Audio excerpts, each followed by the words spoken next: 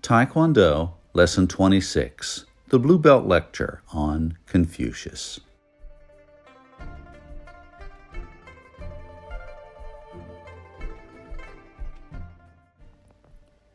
The man who says he can and the man who says he can't will both be proven correct.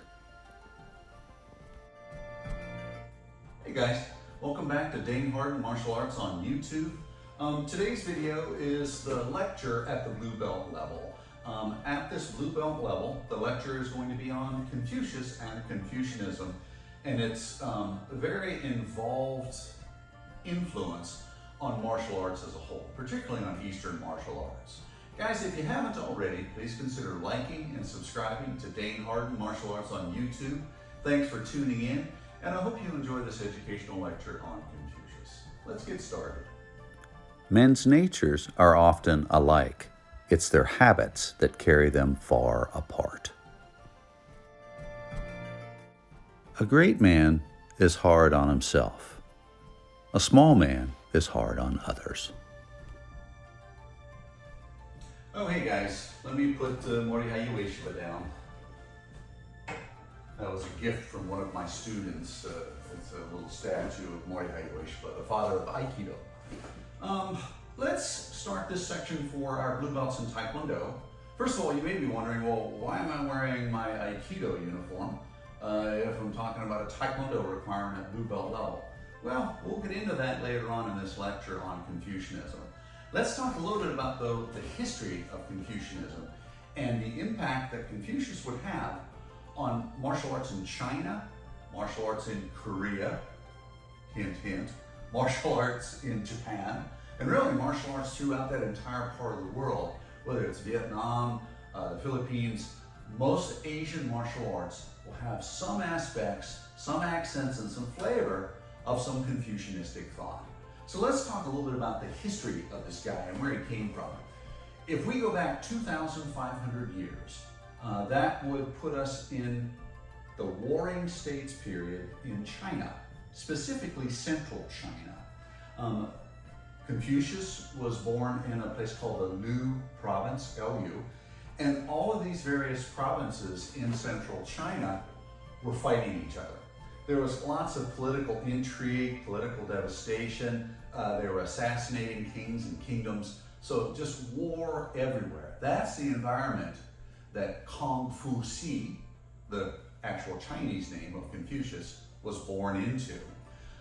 Interestingly, he was born to a military officer. That military officer had been married previously. He had daughters, but he didn't have a son. So he takes a young wife. She was about 16. And they would have this offspring, Confuci, who would become Confucius. Where does that name come from, Confucius? It really is something that was assigned many years after his death. There was a priest, a Catholic priest, Christian priest, that was there in China early on, and he gets exposed to these Confucianistic philosophies and thoughts. Some people say religion, some people say philosophy, some people say it's both. Okay, I get it. It could be any or all of the above, and that's fine if you want to express it that way on your blue belt examinations. But the thing that's important was that he gets exposed to these Confucianistic principles and thoughts. And so Confuci was too difficult for him to pronounce. And so he develops this term Confucius, which we now know is the gentleman who came up with these philosophies. One of the things that's interesting is there are many books on Confucianism and Confucianistic thought. This is a good book, and I would recommend this for my adult blue belts, 18 years of age and up. This should be on your reading list. This is the Confucian Analects, the Analects. This is by Penguin Press, which you can get on Amazon. The Analects is probably a little too deep for somebody 12, 13, 14 based on their intellect, but if you want to allow them to read this, that's fine. We're going to go over some Confucian principles later on. That would be some Confucian sayings that I'll ask my younger students to try to tell me what those mean or what the interpretation of those would be. So this is a good book. Confucius, the Analects, that would be part of your reading requirement at this blue belt level if you're an adult age 18 and up. So Confucius himself, the interesting thing about the Analects is they were really things that were written about 100 to 200 years after his death. So these would be interpretations. I look at my martial arts instructors. I was a kickboxer. I trained from Joe Louis. I'm a Taekwondo guy, and this lesson is on Taekwondo, and I trained from Jun Ri. I'm an Aikido guy, and Aikido traces its lineage to Morihei Ueshiba. If we take that example of Aikido, I have Ueshiba Sensei who died in 1968. He taught Gozo Shioda, this gentleman who came up with Yoshinkan Aikido. And Gozo Shioda passed away in 2008. Gozo Shioda taught my teacher, Hanshi Kevin Block, and Hanshi Block taught me. So my interpretation of Aikido is going to be based upon Kevin's interpretation and Gozo Shioda's interpretation of what it was that those sensei came up with as an art. So if we get back to Confucius, we're really thinking about this idea that the things that were written down, his philosophies, his edicts, and the principles that he taught, most of them were written 100 to 200 years after his death. So that's kind of an interesting thing. The other thing is you may be wondering, well, why am I wearing an Aikido uniform when I'm teaching something that would be a Korean martial art, Taekwondo, and talking about your blue belt requirement? Well, that's because I want you to understand that this influence of Confucianistic thought really greatly influenced China, it influenced Korea, hint, hint, and it also influenced Japan, the uniform that I'm wearing. Also, big hint. We'll talk about some of those influences on the next section. Everything has a beauty, but not everyone sees it.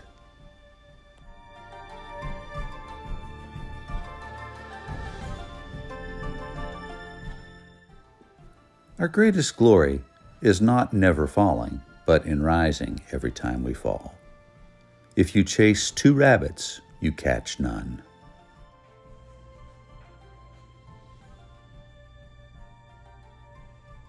So in this section, we're talking about some of the influences that you will see that are just pervasive in martial arts, whether you're studying Chinese martial arts, Korean martial arts, Japanese martial arts.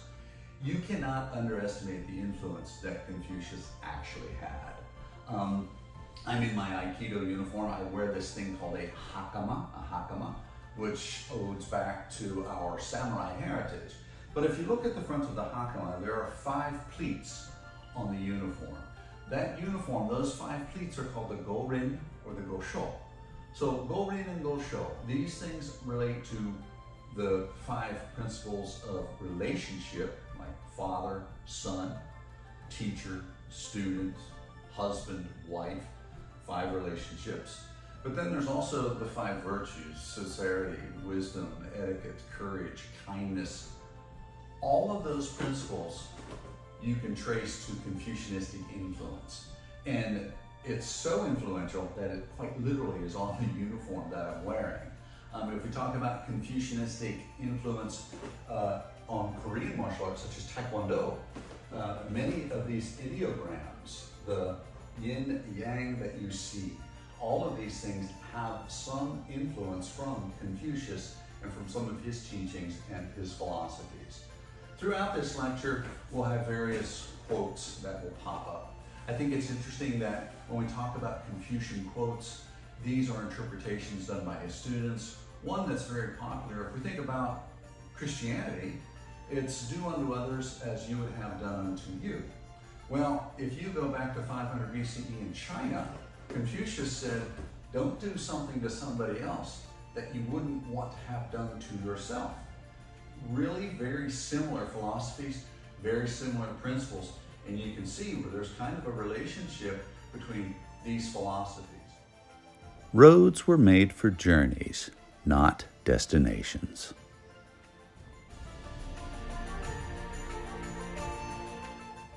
One of the cornerstones of Confucianistic thought in Chinese society was this idea of filial piety. Filial piety is almost, in the West, we might interpret it as ancestor worship. In Chinese origin, it really might be just this respect for your ancestors, living a life that won't cause disrespect to their memory, living a life that they would be proud to say you were their son or you were their student. You can see this Confucian influence. I'm standing in front of a kamisa, and a kamisa is a Japanese center of the home, normally on the northern side of a home or dojo. It was put there, kami, God, za, protection. So it's like this idea of something that would protect you from things. But if you talk about this idea of Confucianistic influence and teacher worship and or ancestor worship, well, there's Jun Ri. Master Ri's passed away. He was my Taekwondo teacher.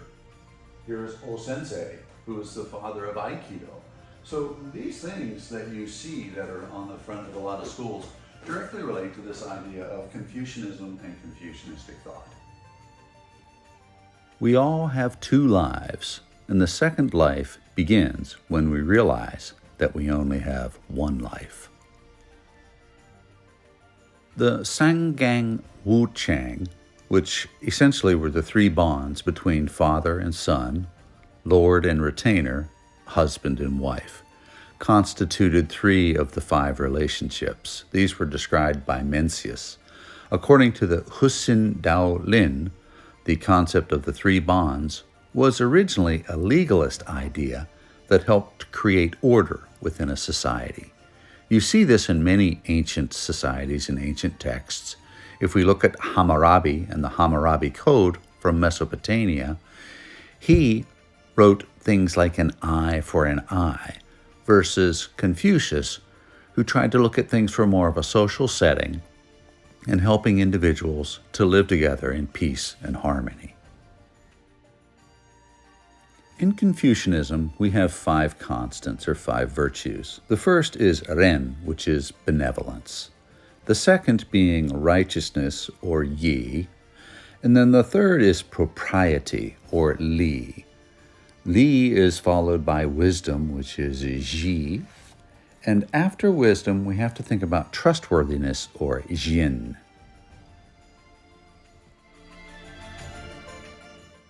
Real knowledge is to know the extent of one's ignorance. Silence is a true friend who never betrays. Respect yourself, and others will respect you. I hear and I forget. I see and I remember. I do and I understand.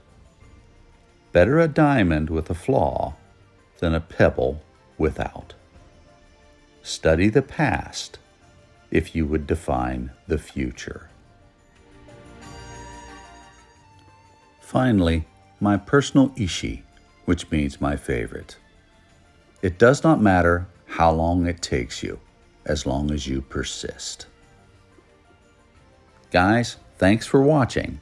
Dane Harden, Martial Arts on YouTube. If you haven't already, please like and subscribe. See you next time for the Blue Belt Skills in Lesson 27.